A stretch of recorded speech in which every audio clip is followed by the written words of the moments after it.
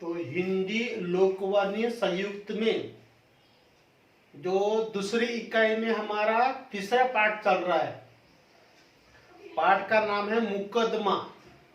मुकदमा समझते हैं ना, न्याय से संबंधित है। दरबार में न्यायदान का काम चल रहा है। लोग शिकायत करते हैं पानी की, वायु की, कि प्रदूषण हो गया है और बड़ी संख्या में लोग बीमार हो रहे हैं, पानी को दोष दे रहे हैं। दरबार चला हुआ है और वहां पर मुकदमा चल रहा है। तो पहला वीडियो हो गया पहली एकांकी में, और दूसरा दृश्य देखेंगे। दूसरे दृश्य में दो भाग है। वैसे ही दरबार है, इस बार पानी की जगह हवा है। पहले पानी का मुकदमा चला, अब हवा का। हवा बनी लकड़ी के पंख उड़ रहे हैं। पर्दे के पीछे रखे पंखे की हवा सीधे उस पर पड़ रही है। साय साय, हवा की आवाज क्या चलती है? साय साय। साय साय की हल्की आवाज आ रही है। महाराज मंत्री जी, हवा के प्रति लोगों की क्या शिकायतें हैं? एक आदमी आगे आता है।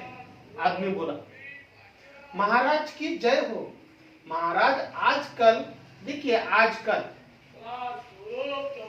युग्म शब्द है। आजकल हवा में खुशबू नहीं होती। महाराज, एक आदमी महाराज से शिकायत करते हैं कि हवा में खुशबू नहीं होती। यह हर समय हमारे यहाँ बदबू फैलाती है। इसकी बदबू के कारण हमारा रहना बहुत ही मुश्किल हो गया। पहले हवा अच्छी आती थी, सांस लेने में अच्छा तरोताजा लगता था, लेकिन आजकल हवा लेते समय बदबू आती है। तो ये दोष हवा का है महाराज। हवा ने उत्तर दिया, महाराज यह आरोप झूठा है, बेबुनियाद है। बदबू के कारण तो मेरा जीवन कठिन हो जा गया है। अपने आप में मेरे पास न तो खुशबू है न बदबू है। मेरे पास में ये जो आदमी है मुझ पर आरोप लगा रहा है कि मेरे पास में खुशबू है, बदबू है, इसमें मेरा कोई दोष नहीं है। पहले ऐसा नहीं था। आजकल ये लोग मरे हुए पशु पक्षियों को यहाँ वहां डाल देते हैं। मरे हुए जो पशु पक्षी है उनको इधर उधर फेंक देते हैं। उनके कारण मैं बदबू वाली हो जाती हूँ। मेरे हवा में क्या है? बदबू आ जाती है। इनके कारखानों से निकली गंदगी और गैस से मुझ में घुल जाती है और ये बदबू दूर तक फैलती जाती है। ये मानव के कुकर्मों का फल है महाराज। मुझे याद है कि एक बार भोपाल के उदाहरण दे रहे, ये सब दोष किसका है? आदमियों का है। मैं आपको एक उदाहरण देता हूं महाराज। कौन सा उदाहरण? मुझे याद है कि एक बार भोपाल के एक कारखाने से निकली जहरीली गैस मुझ पर सवार होकर दूर दूर तक फैल गई थी और कितने ही लोग रात में सोए हुए ही मौत के मुंह में चले गए थे। इन लोगों से कहिए कि ये गंदगी के ढेर न लगाए, सफाई रखे, कचरे से कंपोस्ट खाद बनाए। भोपाल का यहाँ पर विषय दिया 1984 के आसपास है, जहां तक मेरी जानकारी है बच्चों। 84 में 1984 के आसपास भोपाल में एक गैस कांड हुआ था। बड़ी संख्या में एक कारखाने से गैस क्या है लीकेज हो गई थी, उसका रिसा हुआ था और बड़ी संख्या में मजदूरों की मौत हो गई थी। उन्होंने यहाँ पर एक उदाहरण दिया, अगर मनुष्य सावधान रहता तो वो गैस कांड हुआ नहीं रहता, बड़ी संख्या में लोग मरे नहीं रहते। उन्होंने एक उदाहरण दिया। ये लोग क्या करते हैं? बेपरवाह है महाराज। कचरे का प्रबंध नहीं करते, कचरा इधर उधर फेंकते हैं और जो कचरा रहता है उसको कंपोस्ट बनाना चाहिए, खाद बनाना चाहिए। एक गड्ढा करना चाहिए और वहां आपको कचरे पर डाल देना चाहिए और वो 1 महीने 2 महीने के बाद में वही कचरा खाद बनता है और वो काम आता है महाराज। इस तरह से हवा अपने सफाई दे रही है। आदमी कहता है, लेकिन तुम अचानक चलकर हमारे आंखों में मिट्टी डाल देती हो। फिर दूसरी कंप्लेन, दूसरी शिकायत, सब कुछ तबाह कर देती हो। क्या इसका हमने तुम्हें न्योता दिया था कि हमारे आंखों में कचरा डालो? तुमको निमंत्रण दिया था? न्योता यानी निमंत्रण। हवा उत्तर देती है, मैं किसी के निमंत्रण का इंतजार नहीं करती। चलना मेरा काम है, मेरा गुणधर्म है, मैं चलती। मेरा जीवन अस्थिर है, स्थिर नहीं है। पानी हमेशा बहते रहता है, बहता हुआ पानी शुद्ध होता है, उनका गुणधर्म है। उसी प्रकार क्या है, मैं हमेशा चलती हुई रहती हूँ, मैं कभी रुकती नहीं हूँ। आप कहते हो तो लो, मैंने चलना बंद किया तो हवा का चलना बंद हो जाता है और शरीर घुटन महसूस करते हैं। तुम चाहते हो ना कि मैं चलूं नहीं, मैं बहूं नहीं, एक जगह से दूसरी जगह जाऊं नहीं, ठीक है, मैं बंद हो जाती हूँ और हवा रुक जाती है। जैसी है हवा रुक जाती है बच्चों, लोगों को श्वास लेने में दिक्कत आती है, लोगों को घुटन होती है और लोगों को परेशानी होती है। हवा उत्तर दे रही है उनको, लोगों को। इस पर कठिन शब्दार्थ है आरोप, झूठी कल्पना, बदबू यानी दुर्गंध, न्योता यानी निमंत्रण। संजाल है, हवा ने राजा से यह शिकायत की। हवा ने राजा से यह शिकायत की, कौन कौन सी की? बदबू के कारण मेरा जीवन कठिन हो गया महाराज, मैं इनके कारण बदबू वाली हो जाती हूँ। लोग गंदगी के ढेर न लगाए, लोग मरे हुए पशु पक्षी यहां वहां डाल देते हैं महाराज। शिकायत करती है हवा महाराज से। शब्द संपदा दूसरी कृति, पहली कृति आकलन पर आधारित रहती है। हर प्रश्न में, हर परिच्छेद में पहली कृति आकलन पर आधारित, दूसरी शब्द संपदा और तीसरी अभिव्यक्ति पर। गद्यांश में आए शब्द युग्म लिखिए, इनके शब्द युग्म बनाना है। तो देखेंगे आज का क्या होगा, कल पशु का, पक्षी युग्म शब्द, कृदंत बना, ये नया है, ये नया है, इसके बारे में मैं बताता हूं। देखेंगे, देखो, फैलना का फैलाव है और लगना का लगावट है। तो कृदंत का मतलब बच्चों, तुमने उपसर्ग देखा और प्रत्यय भी देखा, तो सामने लगने वाले शब्दों को उपसर्ग कहते हैं और पीछे लगने वाले शब्दों को प्रत्यय करते हैं। तो हम उपसर्ग की बात नहीं करते हैं, हम प्रत्यय की बात करते हैं, ठीक है, प्रत्यय की बात कर रहे हैं और प्रत्यय पीछे लगता है। उदाहरण के लिए मैं बताता हूं, ये देखिए, ये मूल शब्द है, इसके पीछे जो लगता है वो होता है प्रत्यय।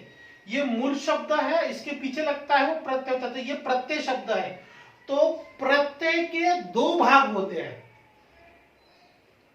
तो उनमें से पहला भाग है कृदंत, और कृदंत प्रत्यय में कब लगता है, जब वो शब्द वर्ब रहा, वो शब्द क्रिया रहा, तब वो कृदंत होता है। समझ में आ गया? अगर समझने का, रोना, खाना, पीना, चलना, दौड़ना, ये जो वर्ब है, क्रिया है, ये अगर इनमें अगर प्रत्यय लगाना है तो वो होता है कृदंत, कृदंत या कृदंत। मराठी में कृदंत और हिंदी में कृदंत, क्री। समझ में आ गया? कभी इसको भूलना नहीं, बार बार वीडियो देख सकते हैं अगर नहीं समझ में आया तो। निम्नलिखित शब्दों के लिंग पहचान कर लिखिए। ये जो शब्द दिए हुए परीक्षा में 1 अंक का पूछते हैं, यहाँ पर 4 दिए हैं, यहाँ पर 2 ही पूछते परीक्षा में। तो देखेंगे आरोप का तरह सोचो, ये इनको, ये पुल्लिंग है या स्त्रीलिंग है, इनको पहचानो। चलो देखेंगे आरोप क्या है, आरोप पुल्लिंग है, यहाँ पर अनुस्वार चाहिए, प्रिंटिंग मिस्टेक है। आरोप क्या है, पुल्लिंग है।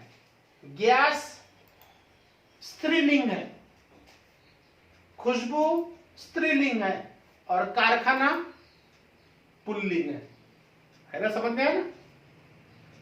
लिंग पहचानना है सपने हो, ये पुल्लिंग है या स्त्रीलिंग है, बहुत ही सरल है। चलो देखेंगे 3 नंबर की कृति, स्वमत पर आधारित। यह प्रश्न, यह उत्तर समझ में आ रहा है कि नहीं? हाँ, चलो अब देखेंगे 14 नंबर का गद्यांश। पद्यांश नहीं है, गद्यांश है। यह ऐसा प्रश्न पूछा जाता है, फिर ये उनके है परिचय। देखिए, मंत्री कहता है, अरे हवा रानी, देखिए हवा रानी नाराज मत हो। हवा ने क्या कर दिया था, हवा बहना बंद हो गई थी, स्थिर हो गई थी। अगर हवा नहीं बहेगी तो लोगों को श्वास लेने में दिक्कत निर्माण होंगी, तो वो बहना हो गई, बहना बंद हो गया था और उनको घुटन महसूस हो रही थी। तो मंत्री कहते हैं कि अरे हवा रानी नाराज मत हो, धीरे धीरे तो चलो, सांस लेना मुश्किल हो रहा है, तुम चलोगे नहीं तो लोग जिंदा कैसे रहेंगे। हवा बहने लगती है। मंत्री उनको प्यार से बताता है कि आप नाराज मत हो, तुम्हारा काम है बहना, तुम बहते रहो, और हवा बहना शुरू हो जाती है। महाराज कहता है हवा के बारे में कोई और शिकायत है। एक औरत खड़ी होती है, कहती है महाराज हम अपने घर साफ सुथरे रखते हैं, पर हवा आंधी बनकर आती है और हमारे घर रेत और कूड़े से भर देती है। हवा तो बहे पर आंधी क्यों? हवा जोर से बहती है और हमें तकलीफ होती है। आंधी यानी बड़ा भाग रहता है, जोर से बहती है, हमारे घर को नुकसान होता है। हवा कहती है महाराज आंधी से इनका मतलब मेरे तेज चलने से, गति से है।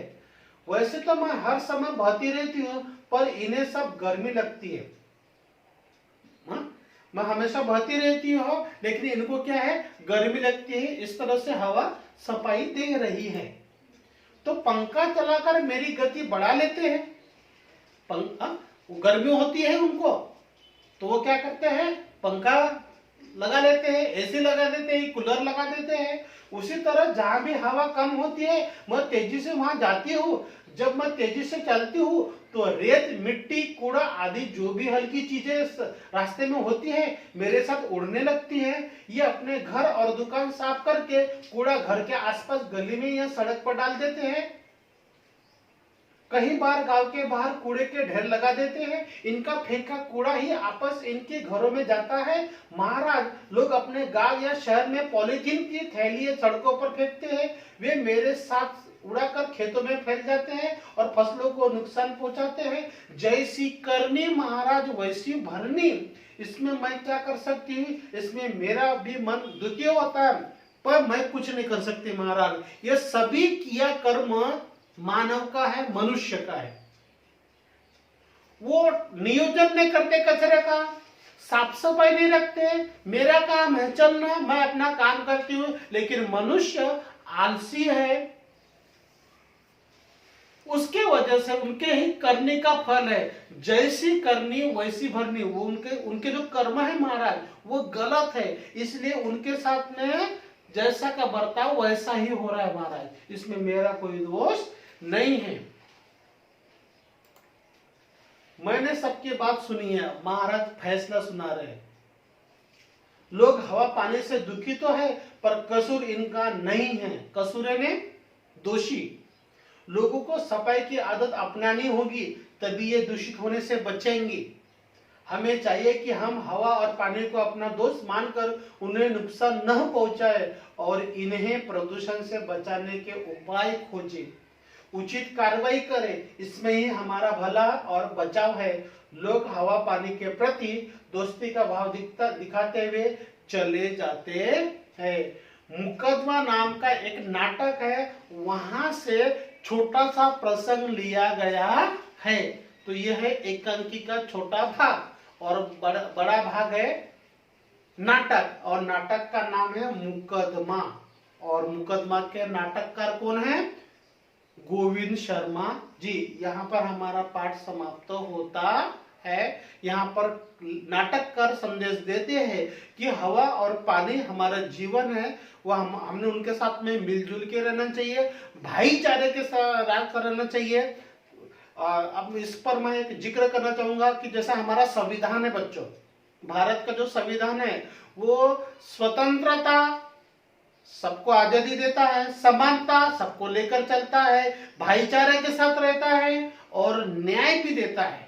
जिस प्रकार संविधान सबके लिए है, उसी तरह से पानी हवा सबके लिए है। मनुष्य ने भी सबके साथ में समान बर्ताव करना चाहिए। यहाँ पर यह संदेश दे रहे हैं कौन? नाटककार गोविंद शर्मा जी। इन पर कृति देखेंगे। पहले आकलन मुहावरे है। कसूर यानी अपराध, आंख मूंद कर चलना यानी बिना सोचे विचारे चलना। यहाँ पर एक कहावत है, जैसी करनी वैसी भरनी। कर्म के अनुसार ही फल मिलता है। जो जैसा कर्म करेगा उसको वैसा ही फल मिलता है। इस कहावत को हमेशा नोट करना। अपने दिमाग में। ठीक है, हाँ। आकलन पर आधारित फलिकृति है, उसके बाद में शब्द संपदा आता है और फिर आता है अभिव्यक्ति पर। तो देखेंगे, आकृति पूर्ण कीजिए। हवा यह बनकर हमारे घर और रेत और कूड़े से भर देती है। और हवा क्या बनती है और हमें नुकसान होती है, तो यहां पर मेरे हिसाब से आंधी होना चाहिए, आंधी। ठीक है। गर्मी लगने पर आदमी यह चलाकर मेरी गति बढ़ा देता है, पंखा चलाकर गति बढ़ा देता है। बराबर है ना? देखिए कितना कितना अच्छा उन्होंने अभिप्राय दिया है। गर्मी होती है लोगों को, मैं बराबर बहती हूं, लेकिन ज्यादा गर्मी होती है तो पंखा चालू कर देते हैं, कूलर चालू कर देते हैं। लोग इन्हें सड़कों पर फेंक देते हैं। किनको फेंक देते हैं? पॉलीथीन को, है क्या? पॉलीथीन को, हाँ, पॉलीथीन को लोग क्या करते हैं? सड़कों पर फेंक देते हैं। उनका उचित प्रबंध नहीं करते, फिर वो आंधी और हवा के वजह से लोगों के घर में आ जाती है, आसपास का वातावरण दूषित कर देती है।